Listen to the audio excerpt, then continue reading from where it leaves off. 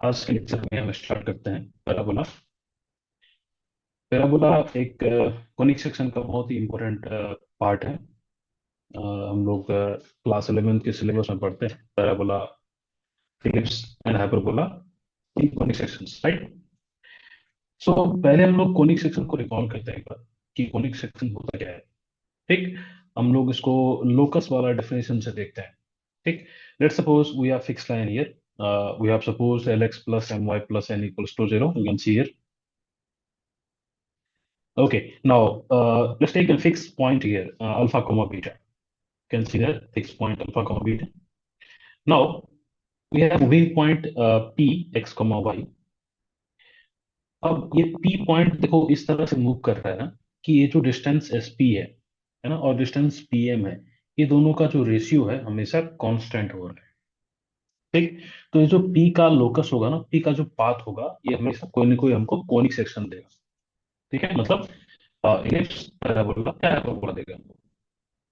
ठीक, अब उस कांस्टेंट जो कांस्टेंट हमारे पास आते हैं ना, S P by P M equal to constant होता है। ये डिफरेंट डिफरेंट कांस्टेंट्स के लिए, डिफरेंट कंडीशंस के लिए हमको डिफरेंट कॉन्फिग्स मिलते हैं। ठीक, और जो कांस्टेंट है इसको हम लोग ई से रिप्रेजेंट करते हैं। You can see this constant is represented by E, this okay known as eccentricity. है ना, इसको ध्यान रखेंगे। इसेंट्रिसिटी मतलब क्या होता है, वो कांस्टेंट का बात कर रहे हैं, S P by P M. Okay, now there are some conditions on it to define different conic sections. Uh, if E equals to 1, the locus is parabola. If E is less than 1, locus is ellipse. And if E is more than 1, locus is hyperbola. Okay, now one more thing, that fixed point S that we have seen in diagram, S point, okay, this is also known as focus of that conics. And that fixed line was known as directrix. हमने जो उस diagram में देखा था ना, fix pointer fix line, हम इसका भी एक नाम देते हैं, that is focus and directrix. Right, आप इस टर्म्स को याद रखेंगे। ठीक, ओके, नाउ अब समझते हैं हम लोग कि पैराबोला क्या होता है।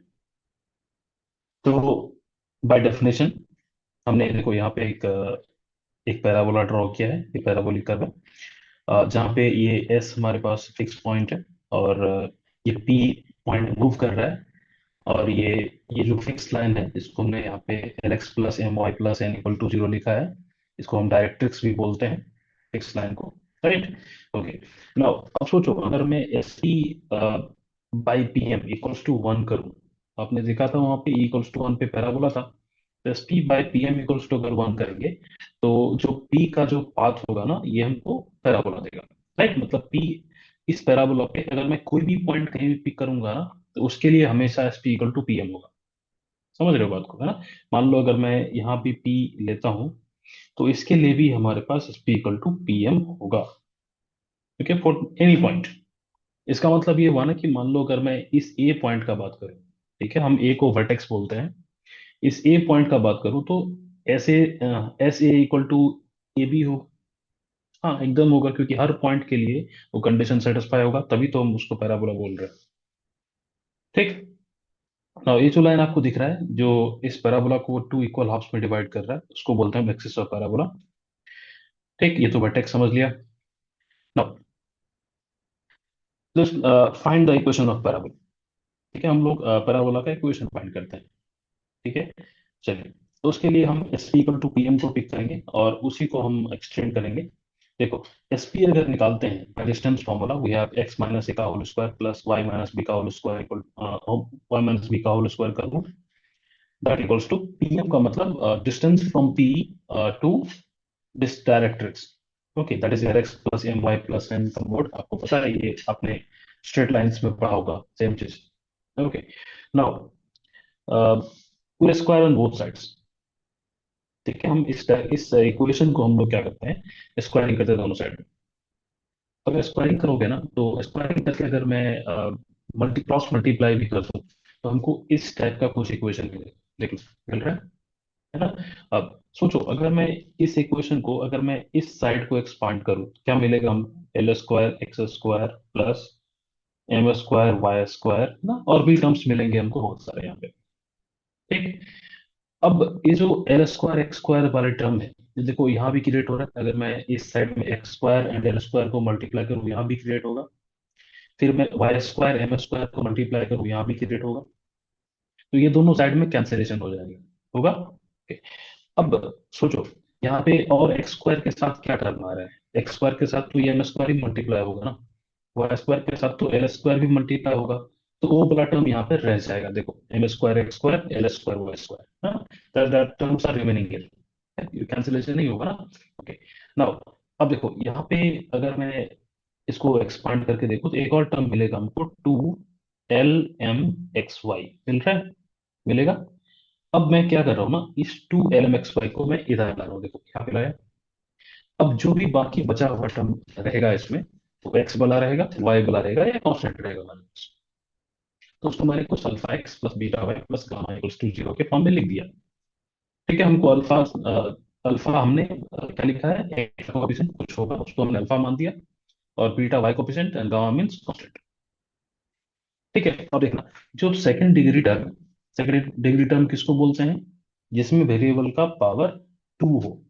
हर टर्म में वेरिएबल का पावर टू है, देखो जैसे यहाँ पावर टू है, यहाँ पावर टू है, यहाँ भी वन वन टू है। तो इस टर्म को बोलेंगे सेकंड डिग्री टर्म। अब चेक करो, जो सेकंड डिग्री टर्म यहाँ पे है, ये परफेक्ट स्क्वायर हो रहा है ना? हाँ, क्लियरली परफेक्ट स्क्वायर हो रहा है, M X minus L Y का होल स्क्वायर। ठीक है। Next remaining terms are same, alpha X plus beta plus gamma equals to zero. ठीक। ओके। नाउ अब देखो हम क्या करते हैं ना, हम इस इक्वेशन को कंपेयर करते हैं general equation of second degree से। ठीक। Let's take general equation of second degree. We know general equation of second degree can be written as A x square, okay, plus B Y square plus 2HXY plus 2GX plus 2FY plus C equals to zero. Right. यहाँ पे x dash नहीं है, ये मैंने power लिखा है, power one लिखा है, यहाँ पावर वन लिखा है। ठीक। अब देखो, अगर मैं इस इक्वेशन वन को इस इक्वेशन टू के साथ अगर मैं कंपेयर करूं, ठीक है, ये तभी कंपेयर हो पाएगा जब इसका भी सेकेंड डिग्री टर्म, देखो ये वाला है ना, ये a x square plus B Y square plus 2HXY, ये वाला टर्म परफेक्ट स्क्वायर बन जाए। राइट। अब ये टर्म को परफेक्ट स्क्वायर बनने के लिए, है ना, सेकंड डिग्री टर्म है, तो इसको हम क्वाड्रेटिक का केस लेके चलेंगे इसमें। अब इसको सोचो ना, इसको परफेक्ट स्क्वायर बनना है ना, कोई लीनियर का स्क्वायर बनना है हमको। तो ये तभी पॉसिबल है जब इसका डी इक्वल्स टू जीरो होगा, तुमने क्वाड्रेटिक में पढ़ा होगा इसको। ठीक। अब अगर मैं इसमें डी इक्वल्स टू जीरो करूँ ना, तो हमको H square 4H square minus 4AB equals to zero मिलेगा। ठीक है, आ रहा है समझ में? अगर मैं इसमें डी इक्वल्स टू जीरो करूँ, अब तुम सोच रहे हो कि सर इसमें हम किसको हम वेरिएबल सपोज कर रहे हैं। तुम किसी को करो, चाहे तुम एक्स को करो चाहे तुम वाई को करो, उससे फर्क नहीं पड़ता कुछ, है ना। तुमको यही मिलेगा 4H square minus 4AB equals to zero. ठीक, that is square equal to AB। तो जो सेकंड डिग्री टर्म था ना, ये परफेक्ट स्क्वायर हो रहा है जब हम H square equal to A B लेते हैं। लेकिन एक चीज ध्यान रखना, ये जो H square equal to A B है ना, सिर्फ ये होने से जो general equation of second degree है, ये पैराबोला को रिप्रेजेंट कर देगा कोई जरूरी नहीं है, है ना। ये भले ही ये कंडीशन नेसेसरी है, लेकिन सफिशिएंट नहीं है। ठीक है, तो फिर क्या होना चाहिए? और तुमको एक चीज और पता होगा कि general equation of second degree pair of straight lines को भी शो करता है। कब करता है? जब ये डिटर्मिनेंट इक्वल्स टू जीरो होता है। राइट। हमको तो चाहिए पैराबोला, तो क्लियरली डेल को जीरो नहीं होना पड़ेगा यहाँ पे, है ना। तो इसमें एक और कंडीशन आएगा, तभी ये सफिशिएंट हो पाएगा। That is del should not be equals to zero, है ना। डेल हम ऐसे लिखते हैं, AHG HBF GFC, ये तुमने पढ़ा होगा पेयर ऑफ स्ट्रेट लाइंस में, ये वाला डेल। ठीक है, या इसका एक्सपांशन भी हम याद कर सकते हैं, ABC plus 2FGH minus AF square minus BG square minus CH square not equals to zero. ठीक है, या तो इसको याद रखो या तो इसको याद रखो। राइट। तो हम इसको समराइज कर सकते हैं इस तरह से, general equation of second degree represents parabola if H square equal to A B, ठीक है, and del not equals to zero. ठीक है, इसको याद रखना। ओके, ये क्वेश्चन में काम आएगा कभी कभी। कभी कभी क्वेश्चन पूछ देता है, मान लो जनरल इक्वेशन उनको दे दिया सेकंड डिग्री का, उसमें कुछ अननोन दे दिया, बोला कि बताओ अगर ये पैराबोला को रिप्रेजेंट कर रहा है तो हम अननोन कैसे निकालेंगे, इसमें अननोन का वैल्यू क्या होगा। इनफैक्ट हम लोग क्वेश्चन करेंगे, आगे क्वेश्चन करेंगे, पहले हम लोग कुछ बेसिक्स इसमें डील कर लेते हैं। ओके, नाउ इसको भी नोट कर लेना तुम। जैसे जब h इक्वल टू जीरो होगा, a इक्वल टू बी होगा, तो ये सर्कल को रिप्रेजेंट करता है क्या, general equation of second degree का बात कर रहे हैं हम। ठीक, जब h square equal to A b होगा and del not equals to zero होगा, तो ये पैराबोला को रिप्रेजेंट करेगा। जब h square less than a b होगा and del not equals to zero होगा, तो ये एलिप्स को रिप्रेजेंट करेगा। और जब h square is more than a b होगा and del not equals to zero होगा, तो ये हाइपरबोला को रिप्रेजेंट करेगा। क्लियर? ओके, इसको याद रखना, ठीक है। हम लोग इसको इनफैक्ट फिर से डील करेंगे इन एलिप्स एंड हाइपरबोला। अभी के लिए आप इसको याद रखेंगे, h square equal to A b and del not equals to zero for parabola. ठीक, okay. Now there is one special case here. Okay, in fact there are two cases, है ना। देखो, मान लो जो अब हमने कोनिक को डिफाइन किया था, हमने क्या क्या सीखा था, वहां पे क्या लिया था हमने, एक फिक्स पॉइंट एंड एक फिक्स लाइन। और फिक्स पॉइंट से उस पॉइंट, मूविंग पॉइंट का डिस्टेंस डिवाइडेड बाई जो उस मूविंग पॉइंट से जो फिक्स लाइन का डिस्टेंस है, उसका रेशियो कांस्टेंट होगा, तब पी का लोकस क्या बनेगा, कोई कोनिक बनेगा। मान लो मैंने एक ऐसा केस लिया जिसमें इस फिक्स लाइन पे एक फिक्स पॉइंट एस हमारे पास है ना। देखो, जब हमने डिफाइन किया था तो एस कहीं और था ना, ये फिक्स लाइन पे नहीं था। हमने इस इसमें क्या किया ना, एस को हमने फिक्स लाइन पे ले लिया। अब देखो, मैं यहाँ पे मान लो एक पॉइंट पी यहाँ पे लिया, ये पॉइंट पी है। तो ये मैं एंगल थीटा सपोज कर दिया, एंगल थीटा दिख रहा होगा। तो इस ट्राइंगल एस पी एम में क्लियरली ये राइट एंगल ट्राइंगल है, तो एस पी हमेशा पी एम से बड़ा होगा। यहाँ मैं लिखा, S P is more than P M. तो S P by P M constant होगा, that is more than one, no doubt in that. ठीक, ओके। नाउ अब सोचो, S P by P M का रेशियो हम पी को कहाँ move कराएंगे तो हमेशा कांस्टेंट मिलेगा। क्लियरली आप क्लास टेंथ के कॉन्सेप्ट से समझ सकते हो कि अगर मैं पी को मान लूं इस लाइन के अबाउट, है ना, इस लाइन के अलोंग अगर मैं मूव करा दिया, तो पी कहीं भी हो, मान लो इस केस में पी यहाँ पे है, एक केस में ले लिया उसी, पी यहाँ पे है। तो इस केस में भी देखो, ये triangle triangle S P M and triangle S P dash M dash, है ना। क्या ये ट्रायंगल सिमिलर है? हाँ, एकदम सिमिलर है। तो यहाँ भी तो रेशियो सेम ही होगा ना। आ रहा है समझ में? I mean S P dash by P dash M dash का रेशियो तो सेम ही होगा, जो जो S P by P M का रेशियो था। समझ पा रहे हैं मैं क्या बोल रहा हूँ? ओके, तो S P by P M का रेशियो था, वही ratio S P dash by P dash M dash का होगा ना। ठीक है, इसका मतलब ये हुआ कि ये इस लाइन पे पी कहीं भी हो, है ना, इस लाइन पे पी कहीं भी हो, तो हमेशा ये रेशियो सेम रहेगा। इनफैक्ट अगर मैं लाइन इधर भी ले लिया, मान लो ये सेम एंगल में थीटा यहाँ पे ले लिया, ठीक है, इस केस में भी मान लो पी कहीं भी होगा, तो हर बार S P by P M का रेशियो तो वही आएगा ना, जो यहाँ पे आ रहा था, जो यहाँ पे आ रहा था, वही हमको यहाँ भी मिलेगा, इस लाइन के लिए, इस लाइन के लिए। समझ रहा है? यहाँ पे टू हमको इंटरसेक्टिंग लाइंस मिल रहा है, जो इसका लोकस बन रहा है।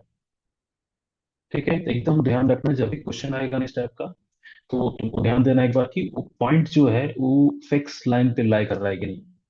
ठीक है, अगर लाई करेगा तो लोकस उसका कॉनिक सेक्शन नहीं बनेगा। ठीक है, क्या बन जाएगा? Pair of intersecting straight lines.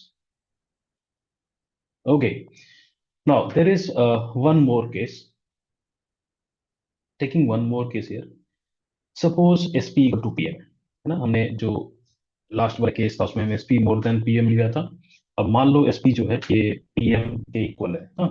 Okay, देखो ये फिक्स लाइन है, ये फिक्स लाइन था, ये फिक्स पॉइंट हमारे पास एस यहाँ दिख रहा होगा आपको। अब पी मूव कर रहा है, मान लो S P equal to P M होने के लिए एस और एम को तो साथ में होना पड़ेगा, मतलब एक ही पॉइंट को रिप्रेजेंट करना पड़ेगा, ये तभी ना पॉसिबल है। समझ रहे हैं? ओके, अब सोचो अगर मैं S P equal to P M करूँ, मैं पी कहीं भी लूँ यहाँ पे, इस लाइन पे, स्ट्रेट लाइन पे जो इसको 90 पे कट कर रहा है, देखो इस तरह से ना। ठीक है, तो मैं कहीं भी लूँ तो S P equal to P M हमेशा होगा। समझ रहे हो बात को, मतलब पी इस लाइन पे कहीं भी है। तो ये लोकस क्या शो कर रहा है, ये तो लाइन ही है लेकिन एक कोइंसिडेंट लाइंस है, ये पेयर ऑफ कोइंसिडेंट लाइंस को शो कर रहा है ये। डन, यहाँ तक आई होप कोई डाउट नहीं हुआ होगा। हमने सारे जो बेसिक्स है उसको हमने कवर किया है। अब कुछ हम क्वेश्चंस करते हैं इन बेसिक्स पे। Suppose question is we have the locus of point which moves such that its ratio of distance. Okay, let me scroll down this. Ratio of distance from point 1 comma 2 and the line 4x minus 3y plus 2 equals to 0 represent remains root 3. ठीक, आपसे locus के बारे में पूछा गया जो इन conditions को satisfy करे। अब कोई बोलेगा सर फिक्स पॉइंट तो हमारे पास है, फिक्स लाइन है ना। तो एस हमारे पास है 1 कॉमा 2। ठीक, और जो फिक्स लाइन है जिसको हम डायरेक्ट्रिक्स बोलते हैं ना, फिक्स लाइन, इसका भी इक्वेशन दिया हमको 4x minus 3y plus 2 equals to 0। ठीक, अब तुमसे बोला गया कि जो S P by P M है ना, ठीक है, this is equals to root 3 हमेशा हो रहा है। अब रूट 3 तो मोर देन 1 है। मान लो हम अगर अभी जो ऊपर वाला कंडीशन था उसको नहीं पढ़े होते तो हम क्या सोचते कि S P by P M का रेशियो मोर देन 1 है तो ये तो हाइपरबोला होना चाहिए। नहीं सोचते ना, हाइपरबोला होना चाहिए। लेकिन ये एकदम गलत है। ठीक है, क्यों गलत है, क्योंकि आप एक बार गौर से देखो, ये जो पॉइंट है, पॉइंट ये इस लाइन पे लाई कर रहा है। ठीक है, तो अगर पॉइंट इस लाइन पे लाई करेगा तो हमने जस्ट अभी देखा था कि लोकस क्या बनता है उसका, locus is pair of intersecting straight lines. Intersecting straight line, right. Okay, now let's move to next question. चलिए हम लोग इस क्वेश्चन को ट्राई करते हैं एक बार।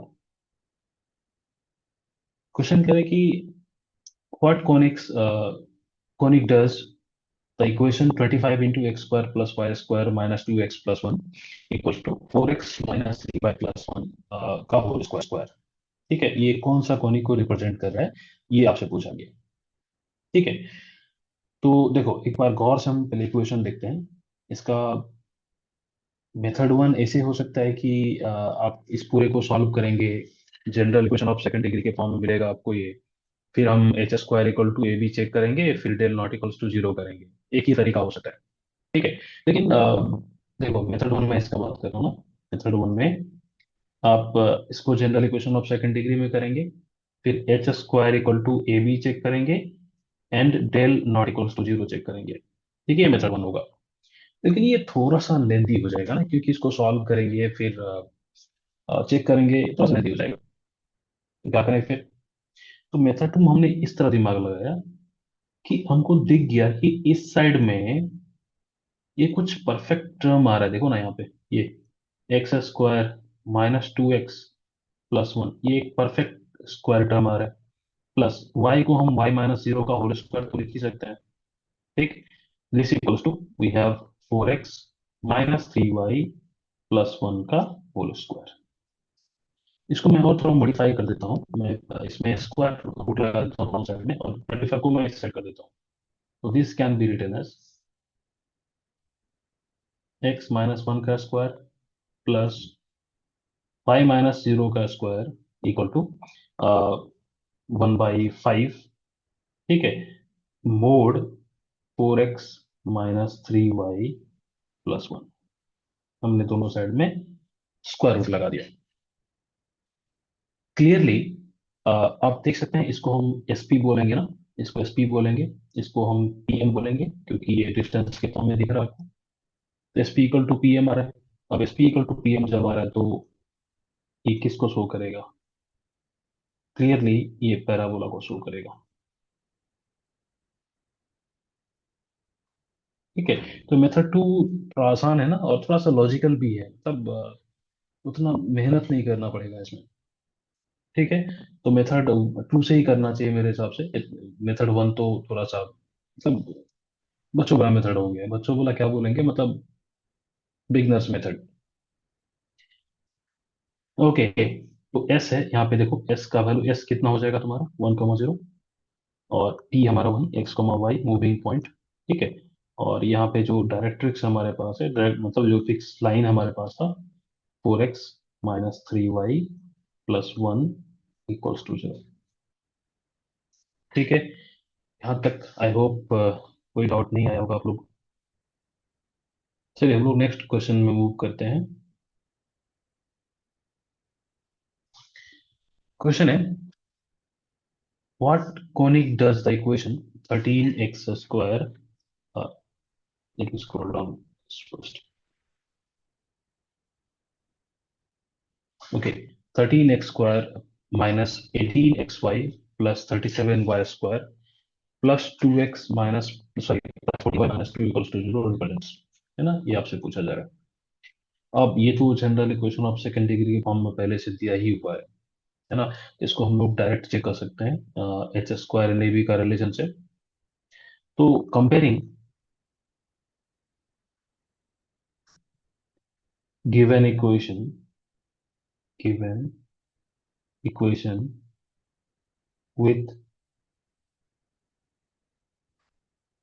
General equation of second degree. ठीक है, चलो, that is ax² +2hxy +by² +2gx +2fy +c = 0, है ना। हम इससे कंपेयर करते हैं इसको। देखो अगर कंपेयर करेंगे तो क्लियरली यहाँ से a का वैल्यू 13 दिख रहा है मेरे को। हाँ एकदम दिख रहा है यहाँ देखो। b की वैल्यू 37 दिख रही है। ठीक है। और जो h की वैल्यू है, दैट इज -9 दिख रहा है यहाँ पे देखो। h की value -9। Now let's find h square and ab. Clearly, we have h square value is 81, है ना। और अगर हम ए बी निकालते हैं, ए बी, तो ये होगा 13 × 37। ठीक है। That is more then h²। Clearly देखो ना, h² जो होगा ये लेस देन ए बी हो जाएगा ना। ठीक दिख रहा है आपको। एंड जब इसका हम डेल फाइंड करेंगे, आप इसका डेल फाइंड कर लेना, ये -1600 शायद आएगा। This is not equals to 0। अब सोचो, ये दोनों दो कंडीशन हमने किसका पढ़ा था, ये कंडीशन किसका होता है, ये होता है एलिप्स का। ठीक है। तो ये जो इक्वेशन था, ये एलिप्स को रिप्रेजेंट कर रहा है। आया समझ में? ओके। नाउ नेक्स्ट क्वेश्चन की तरफ मूव करते हैं हम लोग। देखो क्वेश्चन है, find the value of lambda if x - 1 का होल स्क्वायर +y - 2 का whole square equal to lambda into x + y + 3 का होल स्क्वायर रिप्रेजेंट्स पैराबोला। ठीक। जो मैंने शुरू में बोला था आपको, अननोन वाला क्वेश्चन वही है। अननोन दे दिया और बोल दिया कि ये इक्वेशन ऑफ पैराबोला है, तो बताओ अननोन का वैल्यू क्या होगा। अब एक बार इक्वेशन को गौर से देखो, है ना। ये डिस्टेंस के फॉर्म में दिख रहा है आपको, ये लाइन के फॉर्म में दिख रहा है। तो S P equal to P M के फॉर्म में आ सकता है ये। और अगर उस फॉर्म में ब्रेक हो गया तो क्वेश्चन में फिर कुछ है ही नहीं, है ना, क्वेश्चन तो ऐसे ही बन गया फिर। देखो एक काम करते हैं हम लोग, मैं दोनों साइड में रूट लगा रहा हूँ यहाँ पे। x - 1 का स्क्वायर +y - 2 का स्क्वायर। ठीक है, this equals to root lambda, और ये मोड ऑफ x + y + 3 हो जाएगा। अब सोचो, इसको डिस्टेंस के फॉर्म में लाने के लिए हमको √2 से डिवाइड करना पड़ेगा, तो मल्टीप्लाई भी तो करना पड़ेगा फिर। So finally, this equation will become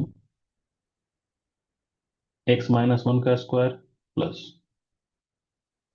- 2 का square, this equals to √2 lambda and x + y + 3 का मोड डिवाइड √2।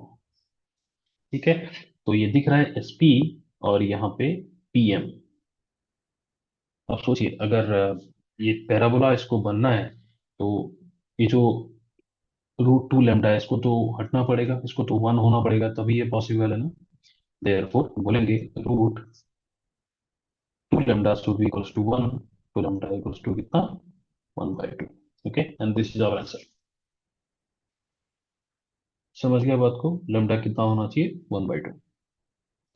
ओके, अब हम लोग आगे मूव करते हैं और कुछ इंपॉर्टेंट पॉइंट समझते हैं। मतलब पॉइंट्स मतलब कुछ टर्म समझते हैं हम लोग पैराबोला में। ठीक है, जो टर्म्स आपको आना चाहिए। देखो यहाँ पे एक पैराबोला ड्रॉ किया गया है, दिख रहा होगा आपको। ये फिक्स लाइन जो है, ये डायरेक्ट्रिक्स का लाइन है। ठीक है, ये इस लाइन की बात कर रहे हैं हम। ये एक्सेस है, देखो सब में इसका नेम भी मार्क किया हुआ है। ये फिक्स पॉइंट है, इसको फोकस बोलते हैं हम लोग।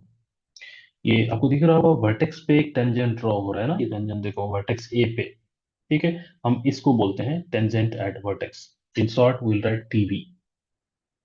ठीक है, सिमिलरली ये जो आपको दिख रहा है ना, ये लाइन देखो, ये बोला है ना, ये फोकस से पास कर रहा है, देखो एस से। तो इसे कोई भी कॉर्ड अगर फोकस से पास कर रहा हो ना, तो उसको हम फोकल कॉर्ड बोलते हैं।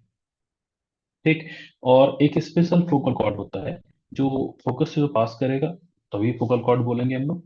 और एक्सिस के परपेंडिकुलर होगा, ऐसा फोकल कॉर्ड जो एक्सिस के परपेंडिकुलर होगा, उसको बोलते हैं हम लोग लेटस रेक्टम, उसको LR से डिनोट करते हैं। ठीक है, ध्यान रखना कि सारे फोकल कॉर्ड में से जो LR होगा ना, ये सबसे शॉर्टेस्ट होगा। क्लियर, ये सबसे शॉर्टेस्ट कॉर्ड है, फोकल कॉर्ड है अभी। ठीक है, ओके।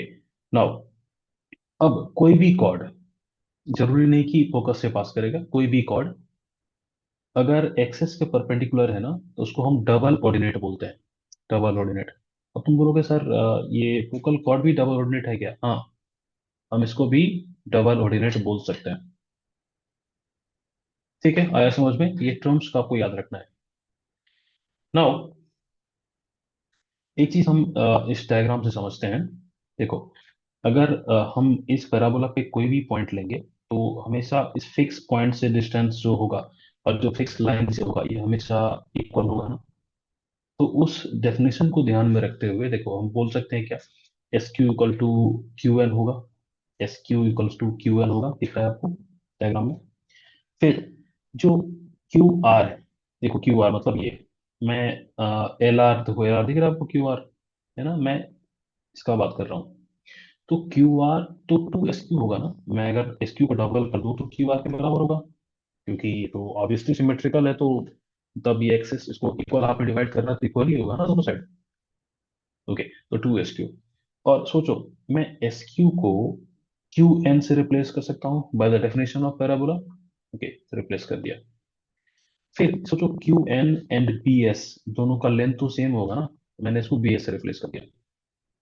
तो यहाँ से एक रिजल्ट हम याद रखेंगे कि जब भी आपको LLR पूछा जाएगा ना, LR मतलब लेंथ ऑफ लेट्स रेक्टम पूछा जाएगा, तो आप इसको याद रखेंगे, 2 × distance between focus and directrix.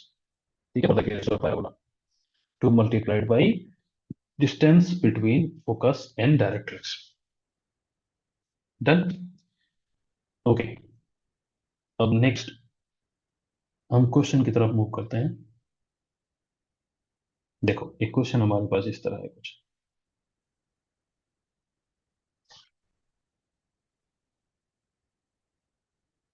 Find the equation of parabola whose focus is at -1, 1 and directrix is 4x plus 3y minus 24 equals to 0.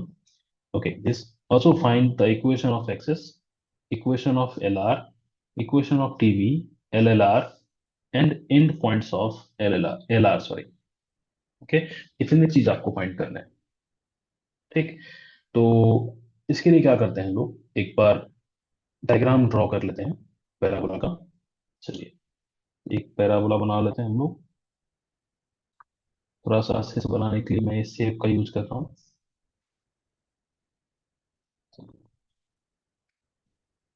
मान लो पैराबोला कुछ इस तरह है, इस टाइप का पैराबोला।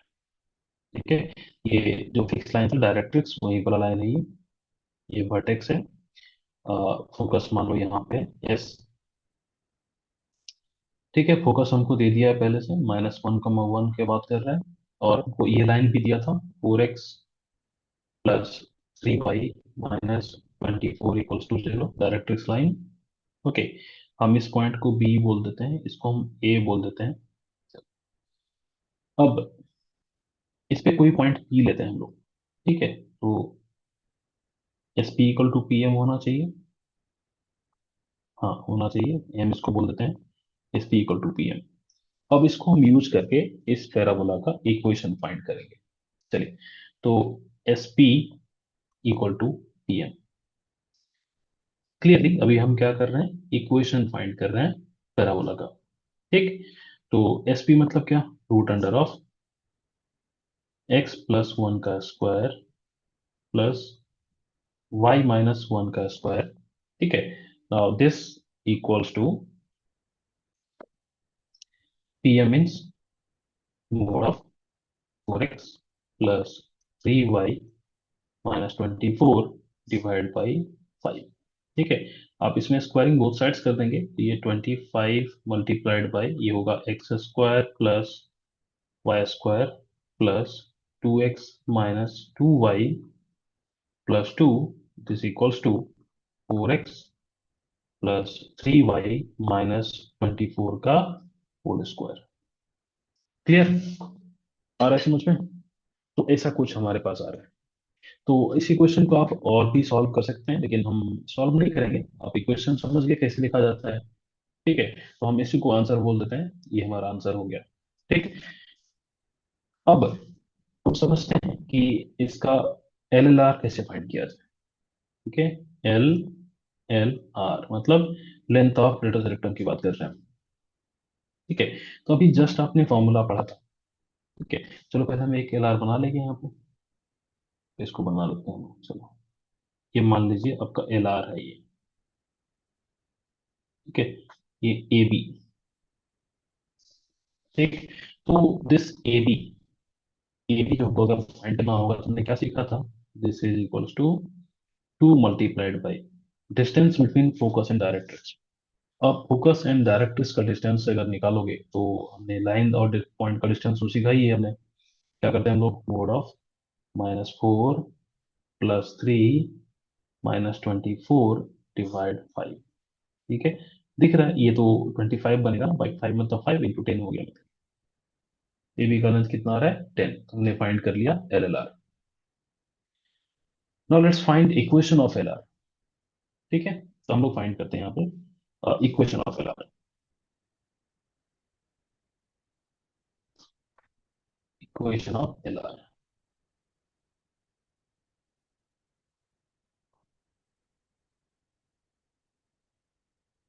देखो इक्वेशन ऑफ एल आर निकालना बड़ी बात नहीं है, बहुत सिंपल है। आप देख सकते हैं कि ये जो लाइन है, एल आर जो आपके पास है ना, ए बी, ये इस डायरेक्ट्रिक्स का पैरेलल है।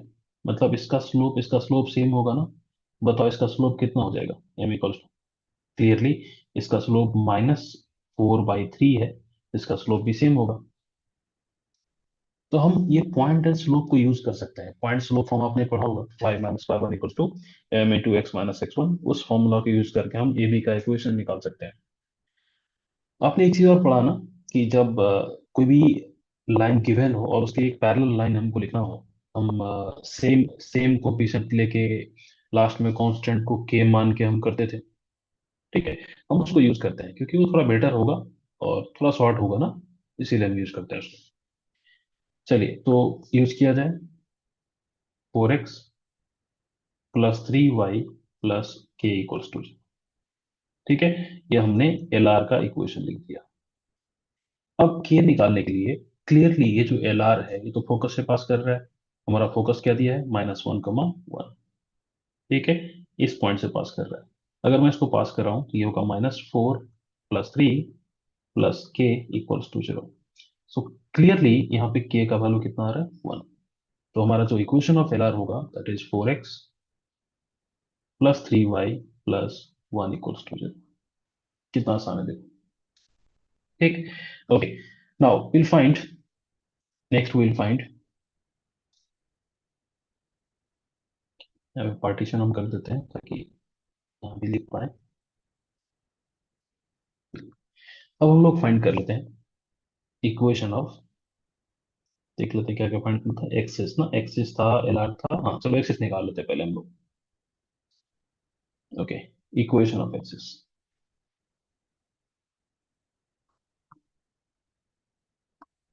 देखो ये तो क्लियर है ना कि एक्सेस एंड जो ये तुम्हारे पास है, ठीक है, एक्सिस एंड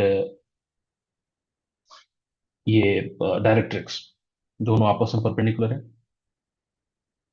ठीक है, तो सोचो हम लाइन, स्ट्रेट लाइन में हमने क्या पढ़ा था, जब भी परपेंडिकुलर लाइन लिखना होगा हमको तो हम क्या करते हैं, एक्स वाई के कोफिशिएंट्स को एक्सचेंज करते हैं और बीच में साइन चेंज कर देते हैं हम लोग।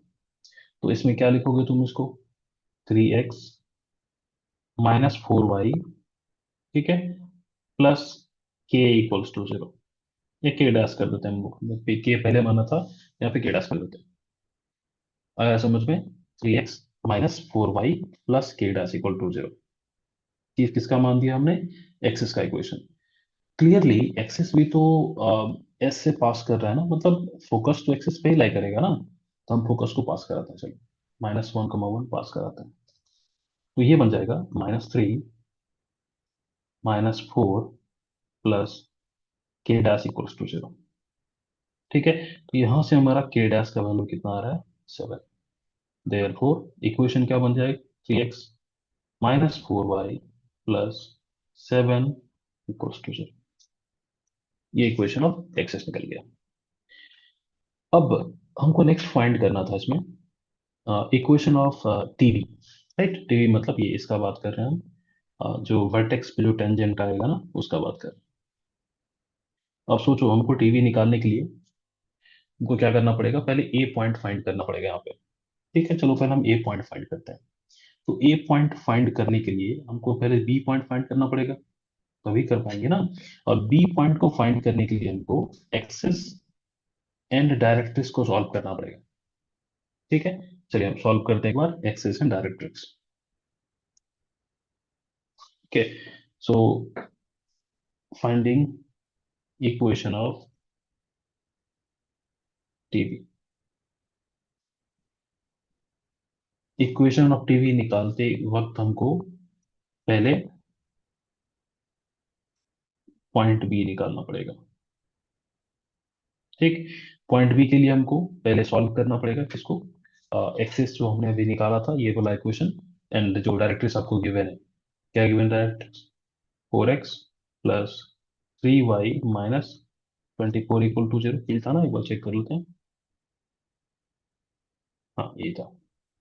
ठीक है, और एक्सिस हमने जस्ट निकाला अभी, that is 3x -4y plus 7 equals to 0। चलो सॉल्व कर लेते हैं। हम y को एलिमिनेट करते हैं क्या, हाँ चलो कर देते हैं y को एलिमिनेट। इसमें 3 मल्टीप्लाई करके दोनों को हम ऐड कर देते हैं, दोनों को ऐड करोगे तो ये कैंसिल, ये कितना होगा, 16 + 9 25x। ठीक है, और ये कितना होगा रे, -96 प्लस 21, दिस इक्वल्स टू 0। ये आ रहा है, मतलब ये x = 3 आ रहा है ना, ये 75 हो जा रहा है, हाँ x = 3। अगर x3 तो y कितना होगा, y चेक कर लेते हैं हम लोग। x में किसी में अगर पुट करूँ, मान लो मैं सेकंड इक्वेशन में पुट कर रहा हूँ, तो x को 3 तो ये 9 हो जाएगा, 16 तो x तुम्हारा ये 4 हो जाएगा ना, हाँ 4 हो जाएगा। आया समझ में, okay. Now this b point will be 3,4, है ना। अब सोचो, जो वर्टेक्स था हमारा ना, ये इस तरह था ना। चलो मैं डायग्राम दिखा देता हूँ तुमको एक बार। देखो ये a जो है, ये इसका मिड पॉइंट होगा by the definition of parabola. किसका, बी एस का मिड पॉइंट होगा। तो अब मैं क्या कर रहा हूँ, ए पॉइंट निकाल रहा हूँ बी एस का मिड पॉइंट निकाल के। ठीक है, देखो हमारे पास एस क्या था, हमारे पास एस ये था ना, -1,1। तो इसको अगर मैं मिड पॉइंट फॉर्म में डालूं तो ए पॉइंट हमारा क्या मिल जाएगा, 3 - 1/2 मतलब 1। ठीक है, 4 + 1/2 मतलब 5/2। क्लियर, ये आ रहा है। तो हम इक्वेशन ऑफ टीवी लिख सकते हैं, क्योंकि हमको टीवी का स्लोप, स्लोप तो चलो स्लोप मान के नहीं करते ना, हम लोग लाइन ही मान लें क्या, लेट इक्वेशन ऑफ टीबी को मान लेते हैं हम लोग, क्योंकि टीबी भी तो पैरेलल टू डायरेक्ट्रिक्स ही है ना। तो 4x plus 3y plus lambda equals to 0। अब लेमडा निकालने के लिए हम इस पॉइंट को पास करा देते हैं 1,5/2 को। तो पास कराओगे तो अगर मैं ए पॉइंट को यहाँ पे पास कराऊं तो ये हो जाएगा 4 plus 15/2 plus lambda equals to 0। तो लेमडा कितना हो गया हमारा? -23/2। देख लो ये आ रहा है। अब इस लेमडा को पुट कर लेते हैं हम लोग। Therefore this is 4x plus 3y minus 23/2 equals to 0. So finally we are getting here 8x plus 6y minus 23 equals to 0। ठीक है, तो यही आ रहा है हमारे पास। तो ये हमारा इक्वेशन बन गया। ठीक है, अब एक चीज और समझते हैं। एक चीज, हाँ, एक चीज और निकालना था, मैं भूल गया था उसको। And points of LR. ठीक है, चलिए हम लोग यहीं पे निकाल लेते हैं एंड पॉइंट्स ऑफ एलआर। ठीक है, यहाँ फाइंड कर लेते हैं। तो एंड पॉइंट्स ऑफ एलआर निकालने के लिए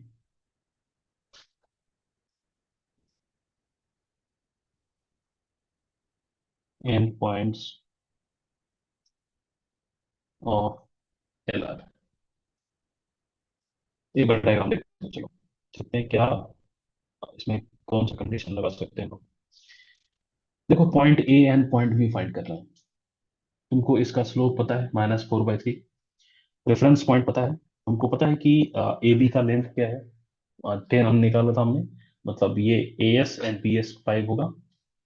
अब सोचो, पॉइंट पता है हमको, रेफरेंस पॉइंट पता है, डिस्टेंस हमको 5 डिस्टेंस पे एक पॉइंट निकालना है। तो हम क्या यूज करते हैं? पैरामेट्रिक फॉर्म, है ना। बहुत ही फैमिलियर कॉन्सेप्ट है। चलिए तो हम लगाते हैं इसमें। Okay, that is parametric form of line.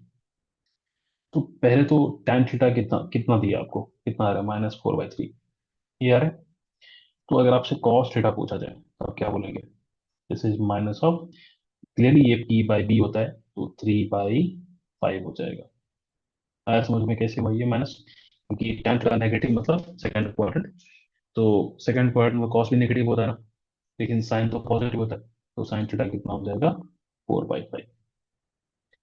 ठीक है, तो जो पी क्यू पॉइंट हमारे पास है, हम इसको ऐसे डिफाइन कर सकते हैं। इसे निकाल सकते हैं हम लोग। -1 plus minus of 5 into cos theta means -3/5। ठीक है, comma 1 plus minus of 5 into 4/5। ये आ रहा है। चलो थोड़ा सॉल्व भी कर लें एक बार इसको। तो ये कितना होगा? -1। अब ये माइनस प्लस हो जाएगा, दिस इज 3। ये 5 तो कैंसिल हो गया ना भाई, यहाँ पे 5 देखो कैंसिल हो जाएगा। 1 प्लस माइनस ऑफ 4। मतलब जो पॉइंट हमारे पास आ रहे हैं, दैट पॉइंट्स विल बी -1 -3। तो ये हो जाएगा हमारे पास -4, 5। नेक्स्ट पॉइंट क्या होगा हमारे पास? -1 + 3, दैट इज 2, -3। देखो ये हमारा एंड पॉइंट हो जाएगा। ठीक है, -4, 5, फिर 2, 2, -3। ठीक है, ये एंड पॉइंट ऑफ है। ठीक है, अब यहाँ तक का डिस्कशन में आई थिंक कोई डाउट आपको नहीं हुआ होगा, क्योंकि हमने सारे बेसिक्स को कवर किया। उस पे हमने क्वेश्चंस कवर किए, जो भी क्वेश्चन पे बन सकता था। अब एक क्वेश्चन आप ट्राई करेंगे। Find all the elements of this parabola. ठीक, आपको इस पैराबोला का सारे एलिमेंट पता बताना है। सारे एलिमेंट का मतलब अभी जस्ट जो हमने निकाला था ना, जैसे एल एल आर हो गया, TV, equation of L R, and points of L R, ठीक है, एक्सेस, ये सब का हमको इक्वेशन चाहिए। ठीक, एक और इसको ट्राई करेंगे आप, इस क्वेश्चन को, और हम लोग आंसर इसको नेक्स्ट क्लास में डिस्कस करेंगे। ठीक है, और हम लोग नेक्स्ट क्लास में नेक्स्ट टॉपिक ट्राई करेंगे, that is standard equation of parabola. Okay,